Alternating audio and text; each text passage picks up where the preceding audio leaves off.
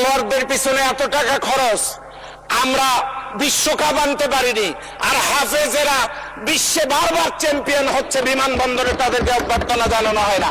আসসালামু আলাইকুম ওয়া রাহমাতুল্লাহ। মাননীয় স্পিকার, আপনাকে ধন্যবাদ। আলহামদুলিল্লাহি রাব্বিল আলামিন, আসসালাতু ওয়াসসালামু আলা সাইয়্যিদিল মুরসালিন ওয়া আলা আলিহি ওয়া আসহাবিহি আজমাইন। قال الله تعالى إن الله لا يغير ما بقوم حتى يغيروا ما بأنفسهم। মাননীয় স্পিকার, আপনার মাধ্যমে আমার নির্বাচনী এলাকার সকল সম্মানিত ভাই বোনদের অভিনন্দন, কৃতজ্ঞতা জানাচ্ছি। মাননীয় স্পিকার, আমি এমন একটা এলাকা থেকে নির্বাচিত হয়েছি যেখানে অতীতে রাষ্ট্রপতি, প্রধানমন্ত্রী, স্পিকার ওই আসন থেকেই হয়েছিলেন। সেখানে শহীদ আবু সাইদ, এই আসন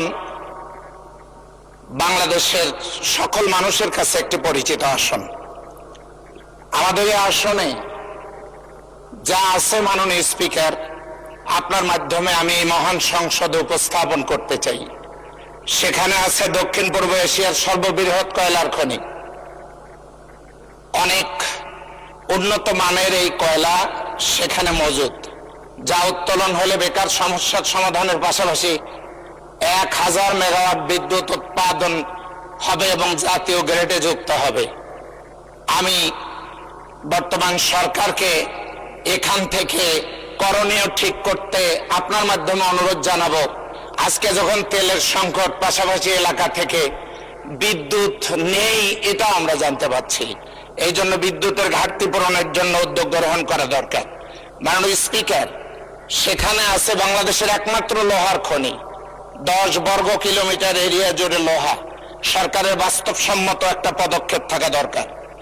মাননীয় স্পিকার, রাজা নীলাম্বরের নীলদরিয়া নামক জায়গাটি, যে জায়গাটি 1254 একর জমির উপরে তার রাজধানী, এবং যে পানি সেখানে, এটা 94 একর বিশাল এই জায়গাটা পড়ে আছে, যেখানে আমরা একটা মানসম্পন্ন পর্যটন কেন্দ্র গড়ে তুলতে পারি।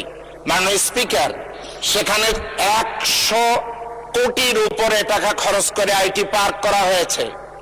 এটি থেকে উদ্যোক্তা তৈরি এবং বিজ্ঞান প্রযুক্তিতে আমাদের জনবল তৈরির কথা ছিল।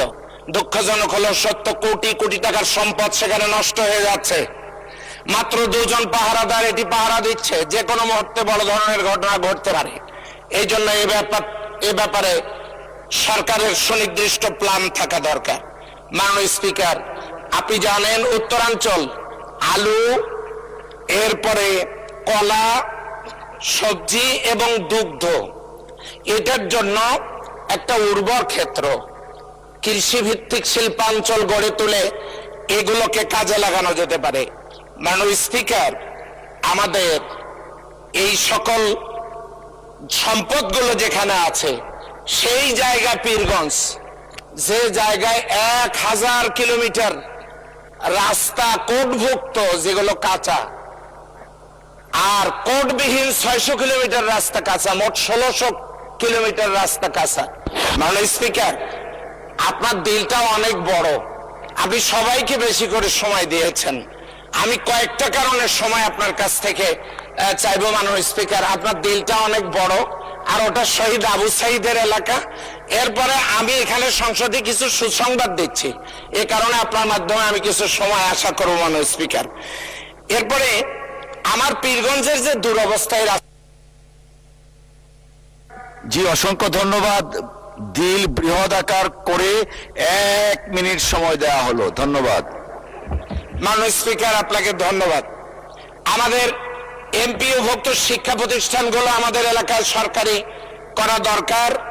এরপরে মাদ্রাসা শিক্ষার দিকে নজর দেওয়া দরকার। বলা হয় এসএসসি, এইচএসসি সমমান, কিন্তু দাখিল আলিম বলা হয় না। অথচ আপনি দেখবেন মাননীয় স্পিকার, মেডিকেল কলেজের ভর্তি পরীক্ষায় মাদ্রাসার ছাত্র ফার্স্ট, ঢাকা বিশ্ববিদ্যালয়ে ভর্তি পরীক্ষায় মাদ্রাসার ছাত্র ফার্স্ট। নার্সারি না থাকলে বাগান কি করে হবে? মাননীয় স্পিকার, খেলোয়াড়দের পিছনে এত টাকা খরচ, আমরা বিশ্বকাপ আনতে পারিনি, আর হাফেজেরা বিশ্বে বারবার চ্যাম্পিয়ন হচ্ছে, বিমানবন্দরে তাদেরকে অভ্যর্থনা জানানো হয় না। ইফতেদায়ী মাদ্রাসাগুলোর করুণ অবস্থা দেখার যেন কেউ নেই।